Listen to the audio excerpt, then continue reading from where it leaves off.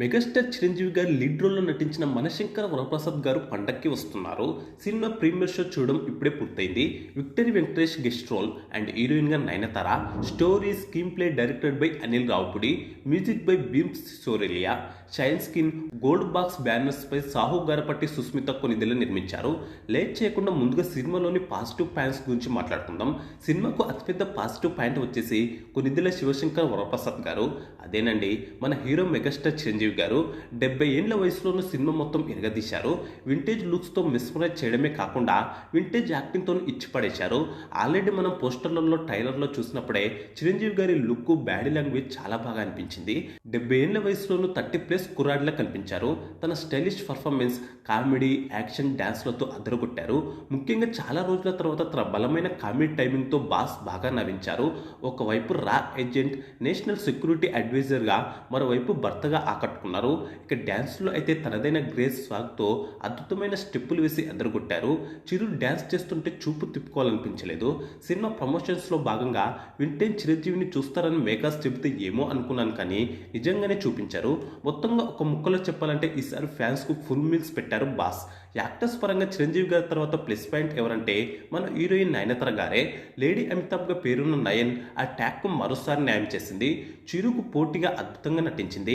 Comedy టైమింగ్లోనూ డ్యాన్స్లోనూ చిరుకు ధీటుగా చేసింది. భార్యాభర్తలుగా చేసిన చిరు నయన్ మధ్య వచ్చే సీన్లను బాగా ఎంజాయ్ చేస్తారు.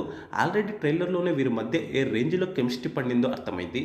ముఖ్యంగా ఇద్దరి మధ్య వచ్చే కామెడీ సీన్స్ అయితే కడుపుబ్బ నవ్విస్తాయనడంలో డౌటే లేదు. ఆ తర్వాత గెస్ట్ రోల్లో చేసిన వెంకటేష్ గారు కూడా సినిమాకు బాగా ప్లస్ అయ్యారు. వెంకటేష్ గారు ఉన్న చివరి 20 నిమిషాలు సినిమా మరో లెవెల్ అని చెప్పుకోవాలి. ఈ సినిమాలో వెంకటేష్ గారిని పెట్టమని చిరుని సజెస్ట్ చేశారని అనిల్ రావిపూడి చెబితే ఒకంత కాస్త భయం వేసింది. ఎక్కడైనా తేడా కొడుతుందేమోనని, కానీ అలాంటిదేమీ లేదు. ఆ క్యారెక్టర్కు వెంకటేష్ గారు పర్ఫెక్ట్ ఛాయిస్ అని చెప్తాను. చివరిలో చిరు వెంకి పోటీ పరిమాడి పర్ఫార్మెన్స్ ఇచ్చి ఆకట్టుకున్నారు. ఇద్దరు దిగ్గజ హీరోలను ఎక్కువ సినిమాలో చూసే అవకాశం కల్పించిన అనిల్ రావిపూడి గారికి థ్యాంక్స్ చెప్పుకోవాల్సిందే.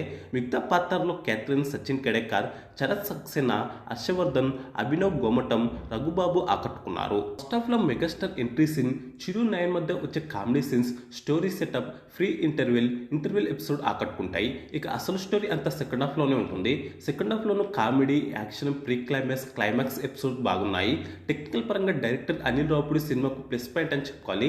ఇంతకాలం తను ఏ ఫార్ములాను నమ్ముకొని ఇచ్చుకొడుతూ ఫ్లాప్స్ లేకుండా విజయవంతమైన డైరెక్టర్గా కొనసాగుతున్నాడో ఇందులోనూ అదే చేసి మరోసారి సక్సెస్ అయ్యాడు. చిరుని ఏ విధంగా చూపిస్తానని ఫ్యాన్స్కు మాటిచ్చాడో అచ్చం అలాగే చూపించి అందరూ మన్ననలు పొందాడు.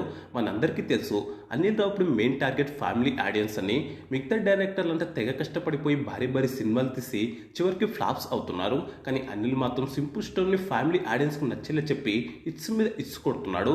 మరోసారి ఈ విషయంలో సక్సెస్ అయిన అనిల్ ఈసారి కూడా ఫ్యామిలీ ఆడియన్స్కు ఫుల్ మీల్స్ పెట్టాడు. ముఖ్యంగా తనలోని కామెడీ టేకింగ్కు పదుని ఇంకా ఏమాత్రం తగ్గలేదని నిరూపించాడు. ఆడియన్స్ తన సినిమాలను చూడడానికి ఎన్నిసార్లు థియేటర్కు వచ్చినా మనసారి నవ్వించి సంతోషంగా ఇంటికి పంపిస్తానని నిరూపించాడు అనిల్ రావుపూడి. ఇక ఆ తర్వాత మ్యూజిక్ డైరెక్టర్ భీమ్స్ సిసోరెలియా కూడా ఈ సినిమాకు చాలా ప్లస్ అయ్యాడు. గత సంక్రాంతికి వస్తున్న సినిమాను మ్యూజికల్ హిట్ చేసిన భీమ్స్ సిసోరెలియా ఈ సంక్రాంతికి మనశంకర వరప్రసాద్ గారిని కూడా మ్యూజికల్ హిట్ చేశాడు. సాంగ్స్ అన్నీ బాగున్నాయి. మీసాల పిల్ల సాంగ్ ఏ స్థాయిలో చాట్ బస్టర్గా నిలిచిందో ప్రత్యేకంగా చెప్పనవసరం లేదు. ఇప్పటికీ రీల్స్తో సోషల్ మీడియాలో తెగ ట్రెండ్ అవుతుంది. ఆ తర్వాత శశిరేఖ, ఉక్ స్టెప్, చిరు వెంకి కాంబినేషన్ సాంగ్స్ కూడా ఆకట్టుకున్నాయి.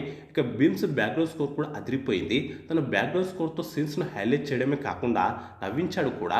ఇక ఆ తర్వాత gold box entertainments, shine skin వారి నిర్మాణ విలువలు బాగున్నాయి. నిర్మాత సుస్మిత కొనిదెల, సాహు గారపట్టి సినిమాను చాలా రిచ్గా అందంగా తీశారు. ఇక ఇప్పుడు నెగిటివ్ పాయింట్స్ విషయానికి వస్తే ఇది మనందరికీ తెలిసిందే. రొటీన్ స్టోరీ, స్క్రీన్ ప్లే, కథలో ఏమాత్రం కొత్తదనం లేదు.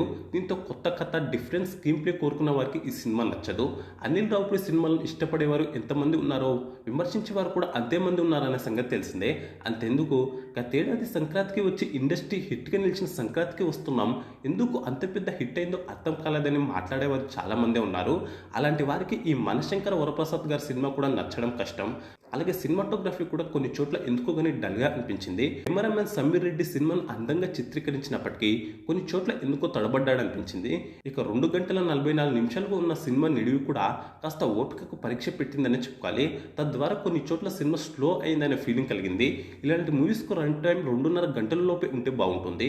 కాబట్టి ఎడిటర్ తమ్మిరాజు తన కథలకు కాస్త పదును పెట్టాల్సింది. ఇక ఇదంతా పక్కన పెట్టి సినిమా ఎలా ఉందో ఒక్క ముక్కలో చెప్పమంటే మాత్రం బాగుంది. నాకైతే నచ్చింది. మొత్తంగా ఎక్కడ బోర్ కొట్టకుండా సినిమా మొత్తం ఆకట్టుకుంటుంది. ముఖ్యంగా ఫ్యామిలీ ఆడియన్స్ బాగా ఎంజాయ్ చేస్తారు.